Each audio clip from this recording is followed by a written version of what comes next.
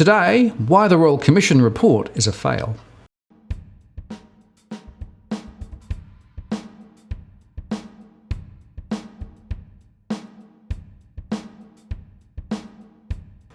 Hello again, I'm Martin North, the Principal Analyst at Digital Finance Analytics.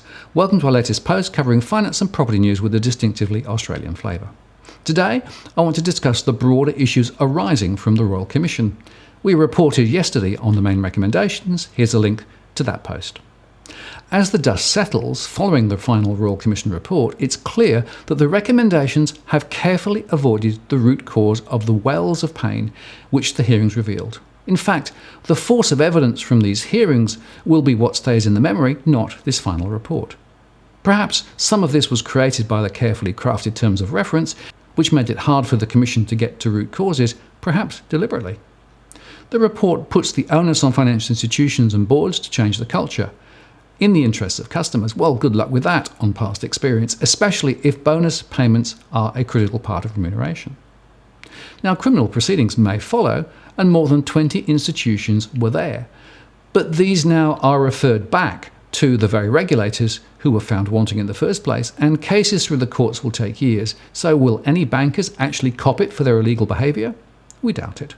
Although NAB appears to have been called out for a special mention. ASIC and APRA clearly failed in their respective if confused roles, and getting greater clarity via a super regulator may help, but I'm not sure that the Twin Peaks model works, nor are the regulators sufficiently resourced. And the big missing in action figure is the RBA, who leads the Council of Financial Regulators alongside the Treasury. They drove the debt bubble, and the banks responded. This whole complex structure, which is opaque and can be gamed, is the problem. In the new world, ASIC, it seems, will have clearer leadership in terms of legal compliance. Well, good luck with that.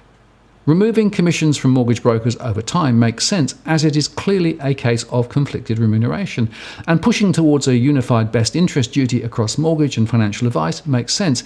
I still do not know why we have put up with two regimes for so long. It was an accident of history that ASIC should have addressed years ago. Anti-hawking rules for insurance and superannuation make sense, and should have always been there. And SMEs, in my view, still need more protection than they have now, but this was not recommended in the report.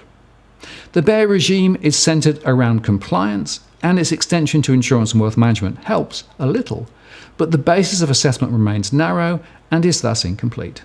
And the big question which was hooked into the long grass was structural separation between product sales and manufacturer and advice. This is to me a root cause of the conflicts and bad behaviour. In fact, Haynes says enforced separation of product and advice would be a very large step to take. It would be both costly and disruptive.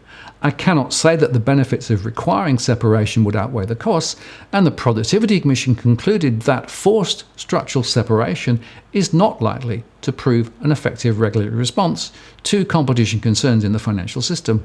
He says, I observe, however, that the Productivity Commission recommended, and I agree, that commencing in 2019, the Australian Competition and Consumer Commission should undertake 5-year market studies on the effect of vertical and horizontal integration in the financial system. And he concluded, I'm not persuaded that it is necessary to mandate structural separation between product and advice.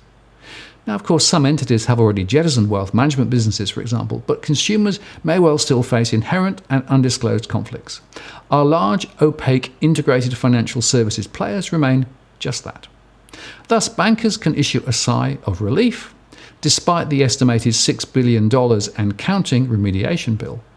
And I do not see anything here to reverse the tighter lending standards, which are now rightly in force. So expect mortgage growth and home prices to slide further, with a broader impact on the economy.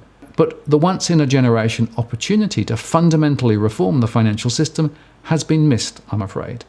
And as a result, consumers will continue to pay more than they should for their financial services, big players will still dominate, and regulators will remain pussycats. Not a good outcome in my view.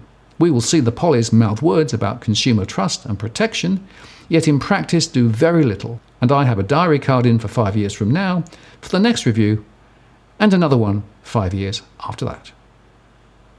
If you found this useful, please like the post, share it, add a comment. I always read them. And if you haven't subscribed yet, please do so to receive future alerts. I'm Martin North from Digital Finance Analytics. Thanks for watching. I'll talk to you next time.